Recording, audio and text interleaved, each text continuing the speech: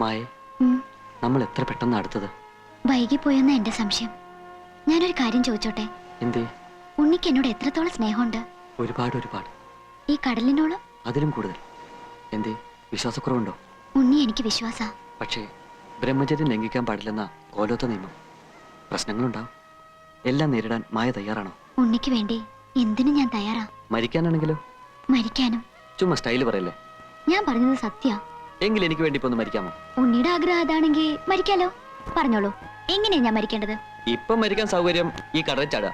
എന്താ, തയ്യാറാണോ? തയ്യാറാ. പക്ഷെ ഞാൻ മരിച്ചാ ഉണ്ണിക്ക് വിഷമാവരുത്. മരിച്ചോളൂ, വിഷമൊക്കെ ഞാൻ സഹിച്ചോളാം. എന്നിട്ട് നിന്റെ ഓർമ്മയ്ക്കായി ഒരു താജ്മഹൽ ഞാനും പണിയിച്ചേക്കാം. പോരെ? ഞാൻ മരിക്കും. ഓ പിന്നെ, വാച പഠിക്കാതെ മരിച്ചു കാണിക്കും. ശരി, ഞാൻ മരിച്ചു കാണാൻ അത്രയ്ക്ക് ഇഷ്ടാണല്ലേ? എന്നാ കണ്ടോ. എവിടം വരെ പോകുമെന്ന് അറിയാലോ.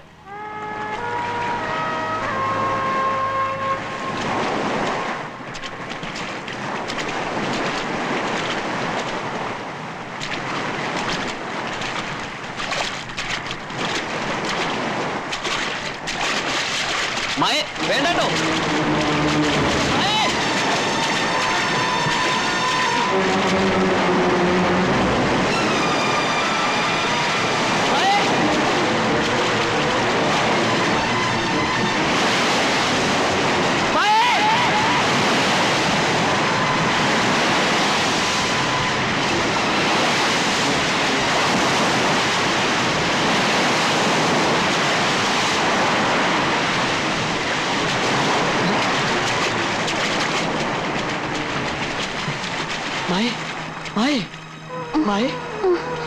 എന്താ ഇത്?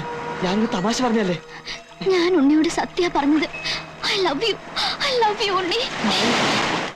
എന്താ ഭഗവതി ഈ കേക്കണേ? പ്രേമെന്നോ? കൊല്ലുന്നില്ല ഞാൻ. ആവശ്യത്തിലേറെ ലാളിച്ച് വഷളാക്കിയതിന്റെ കുഴപ്പമായി കാണണേ. ഞാനിവിടെ 46 വയസ്സ് കഴിഞ്ഞ് നിൽക്കാൻ തുടങ്ങിയിട്ട് കാലം കുറയായി. എന്നിട്ട് ഇങ്ങനൊരു ചിന്ത എനിക്ക് വന്നിട്ടില്ല. മോഹങ്ങളൊക്കെ അടക്കി ഒതുക്കി ചുരുട്ടി മനസ്സിൽ വെച്ചോണ്ട് നടക്കാൻ ഞാൻ. എന്തിനാ? ജീവനെ പേടിച്ചിട്ട്. ഇവിടത്തെ പുരുഷന്മാര് ബ്രഹ്മചര്യം തെറ്റിച്ച എന്തൊക്കെ ദുരന്തങ്ങളാ ഉണ്ടാവാന്ന് നിനക്കറിയോ? ഇക്കാലത്ത് ഇതൊക്കെ പറഞ്ഞ ആരെങ്കിലും വിശ്വസിക്കോ? ഒക്കെ വെറും അന്ധവിശ്വാസങ്ങളാ. നിന്റെ പ്രായത്തിൽ ഞാനും ഇതൊക്കെ തന്നെ പറഞ്ഞത്. മീനാക്ഷിയെ വെറുതെ ഒന്ന് നോക്കിയതിന് ഞാൻ അനുഭവിച്ച കഷ്ടപ്പാടുകൾ എന്തെന്ന് എനിക്കല്ലേ അറിയൂ. അമ്മാവൻ എന്തൊക്കെ പറഞ്ഞാലും ശരി, എനിക്ക് അവളെ വിവാഹം കഴിച്ചു വെക്കൂ. നീ ഇത് എന്നോട് പറഞ്ഞത് പറഞ്ഞു. ഇതെങ്ങാനും മുത്തശ്ശി അറിഞ്ഞാൽ എന്താ ഉണ്ടാവാന്ന് നിനക്കറിയോ? അതുകൊണ്ട് പ്രേമം വല്ലാതെ മൂത്ത് കഴിയുമ്പോ നല്ല തണുത്ത വെള്ളം തലയിലൊഴിച്ച് സഹസ്രനാമകീർത്തനവും ചൊല്ലി കമഴ്ന്ന് കിടന്ന് ഹരഹരോ ഹരഹര എന്നാണ് പറഞ്ഞാ മതി. ഇത് തന്നെയാണ് ഞാനും ചെയ്തിരുന്നത്. അമ്മാവും മുത്തശ്ശിയോട് ഒന്ന് പറഞ്ഞു നോക്കൂ. നല്ല ശേലായി. ഈ നാട്ടിലെ മുഴുവൻ പുരുഷന്മാരെയും എങ്ങനെയാ ബ്രഹ്മചാരികളാക്കണ്ടേന്ന് ആലോചിക്കാൻ മുത്തശ്ശി. അതിന്റെ ഇടയിലാണ് വിവാഹം എന്ന് പറഞ്ഞ് നീ അങ്ങോട്ട് ചെല്ലണേ. കൊഴപ്പായി ദേവരനു. ആർക്കായുടെ മംഗല്യം വേണ്ടത്? രാമോർമ്മയ്ക്കാണോടാ? എനിക്കല്ല. പോലോത്ത ആണുങ്ങളുടെ മൂത്തവൻ നീയല്ലേ? നീയൊക്കെ വേണ്ടെന്ന് വെച്ച മംഗല്യം പിന്നെ ഇവിടെ ആർക്കാ വേണ്ടത്? ഞാനായിട്ട് അത് പറയണില്ല. വേണ്ടപ്പെട്ട ആൾ ഇവിടെ ഉണ്ട്. ആരെ?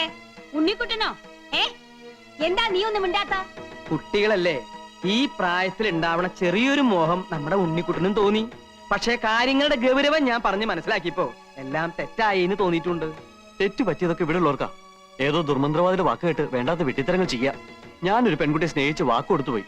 ഇവിടെ ആരും ഞങ്ങളുടെ വിവാഹത്തിന് സമ്മതിച്ചില്ലെങ്കിൽ നാളെ തന്നെ ഞാൻ ഇവിടെ രജിസ്റ്റർ ചെയ്ത് കൊണ്ടുവരും. ഉണ്ണിക്കുട്ട, ആരോടാ എന്താ സംസാരിക്കണം അറിയോ? നീ സംബന്ധം കഴിച്ചാൽ നിനക്ക് മാത്രല്ല, ഇവിടെയുള്ള എല്ലാ പുരുഷന്മാർക്കും അപകട. കോലോത്ത് വീണ്ടും ദുർമരണങ്ങൾ ഉണ്ടാവും. കോലോത്ത് ആചാരങ്ങളും അനുഷ്ഠാനങ്ങളും ലംഘിച്ചാൽ കടുത്ത ശിക്ഷയായിരിക്കും കിട്ടുക. പിന്നെ ഉണ്ണിയുടെ സ്ഥാനം പടിക്ക് പുറത്ത്. എന്നെ പടിയടിച്ച് പിണ്ടം വെച്ചാലും ഞാൻ അവളുമായി ഈ നാട്ടിൽ തന്നെ ജീവിക്കും. ഈ കോലത്ത് ഞാൻ കാരണം ദുർമരണങ്ങൾ നടക്കുന്നുണ്ടോന്ന് എനിക്കൂടെ അറിയണല്ലോ. ഇല്ല, നിനക്ക് എന്തോ ബാധ കയറിയിരിക്കുകയാണ്. ഇല്ലെങ്കിൽ എന്റെ ഉണ്ണി ഇങ്ങനെയൊന്നും പറയില്ല. ആരോ മോഹിപ്പിച്ച് എന്റെ ഉണ്ണിയെ മയക്കിയിരിക്കണു. വേണ്ട, ഇനി ദുർമരണങ്ങൾ കാണാനുള്ള ശക്തി എനിക്കില്ല. പണിക്കരെ, എന്തെങ്കിലും ധിക്കാരം കാണിക്കുന്നതിന് മുമ്പ് എന്റെ ഉണ്ണിയെ മുറിക്കകത്ത് അടച്ചിടുക. കുറച്ചു ദിവസം പുറത്തൊന്നും പോണ്ട. എനിക്ക് എന്റെ കുട്ടിയുടെ ജീവനാ വലുത്. വേണ്ട, എന്റെ ആഗ്രഹം സാധിച്ചു തരാത്ത മുത്തശ്ശിയും വീടും ഒന്നും എനിക്ക് വേണ്ട. നീ എന്താ പറഞ്ഞത്? ഞാൻ പോവാ. ഉണ്ണി, അവിടെ നിൽക്കാനാ പറഞ്ഞത്.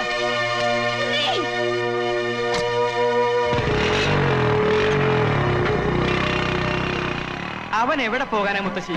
1 മണിക്കൂറിനകം അവൻ തിരിച്ചു വരും. വരണ്ട, ഈ ആഗ്രഹം മനസ്സിൽ വെച്ചോണ്ടിരിക്കുന്നവൻ ഇനി കോലോത്തേക്ക് വരണ്ട.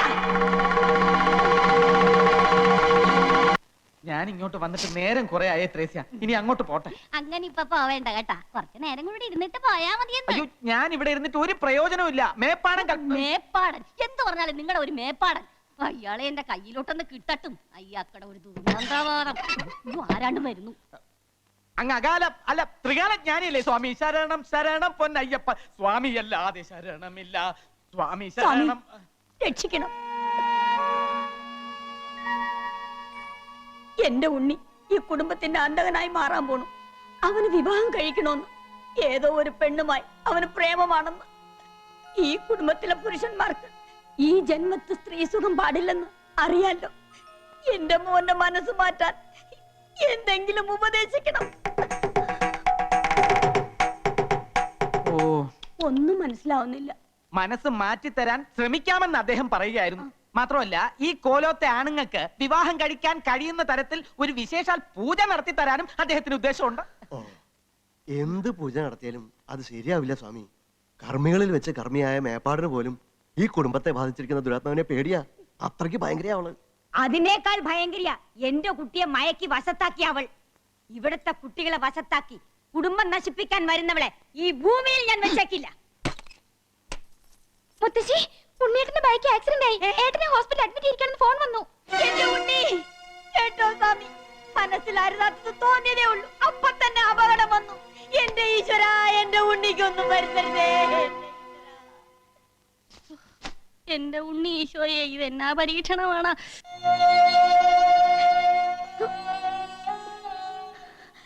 എന്റെ പരദൈവങ്ങളെ, എന്റെ കുട്ടിക്ക് ആയുസ് കൊടുത്തല്ലോ, അത് എന്റെ ഭാഗ്യം. ഇപ്പൊ എന്റെ മോന് മനസ്സിലായോ, തെറ്റായതൊന്നും ചിന്തിക്കരുതെന്ന്. ചിന്തിച്ചതേ ഉള്ളൂ, അപ്പോഴേക്കും നിന്നെ അപകടത്തിലാക്കിയില്ലേ. ഞാൻ മനഃപൂർവ്വം അപകടത്തിൽ ചാടിയതാ, ചാകാൻ വേണ്ടി തന്നെ. ഞാൻ ജീവിച്ചിരിക്കാൻ വേണ്ടി എന്റെ മായ ഞാൻ മറക്കണമെന്നല്ലേ മുത്തശ്ശി എന്നോട് പറഞ്ഞത്. അവളെ മറന്നിട്ട് എനിക്കൊരു ജീവിതം വേണ്ട. എന്ത് അബദ്ധാ കുട്ടി നീ കാണിച്ചത്. ഇതിലും ഭേദം ഈ മുത്തശ്ശിയെ നിനക്ക് കൊല്ലാമായിരുന്നില്ലേടാ. ഈശ്വരൻ തന്ന ജീവൻ സ്വയം അങ്ങോട്ട് നശിപ്പിക്കാന്ന് വെച്ചാ എന്താ പാപം എന്നറിയോ നിനക്ക്? മുത്തശ്ശി ഒന്ന് ക്ഷോഭിച്ചു എന്ന് കരുതി ഇതൊക്കെ ചെയ്യാ? എല്ലാരും കൂടെ എന്നെ എന്തിനാ ഇങ്ങനെ വഴക്ക് പറഞ്ഞത്? ഞാൻ തെറ്റാ ചെയ്തത്, സമ്മതിച്ചു. അതിന് ശിക്ഷയായിട്ടാ ചാവാൻ തയ്യാറായത്. ഈ ശല്യം ഇതോടെ തീരുമല്ലോ. ഇതിപ്പോ വലിയ ഇടങ്ങേറായല്ലോ ഭഗവതി. ബ്രഹ്മചര്യം ലംഘിച്ചാൽ അപമൃത്യു ഉണ്ടാവുന്നു മേപ്പാടൻ. ബ്രഹ്മചര്യം ലംഘിക്കാൻ അനുവദിച്ചില്ലെങ്കിൽ സ്വയം അപമൃത്യു വരിക്കുമെന്ന് ഉണ്ണിക്കുട്ടൻ. ഇനിയിപ്പോ എന്താ ചെയ്യാ?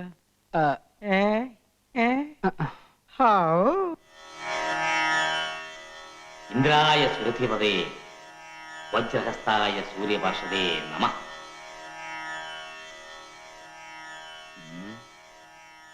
തമ്പുരാട്ടി ക്ഷമിക്കണം. മന്ത്രവിധി പ്രകാരം ഒരു നിവൃത്തിയും നാം കാണുന്നില്ല. ഈ വിഷയത്തിൽ പിന്നെ ആകെയുള്ള പരിഹാരം ഒന്നേ ഉള്ളൂ.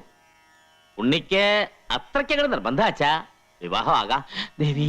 പക്ഷേ വിവാഹം കഴിഞ്ഞാലും ബ്രഹ്മചര്യം കാത്തു സൂക്ഷിക്കണം. ചുരുക്കി അങ്ങോട്ട് പറഞ്ഞാല് സ്ത്രീ സുഖം അനുഭവിക്കാൻ പാടില്ല.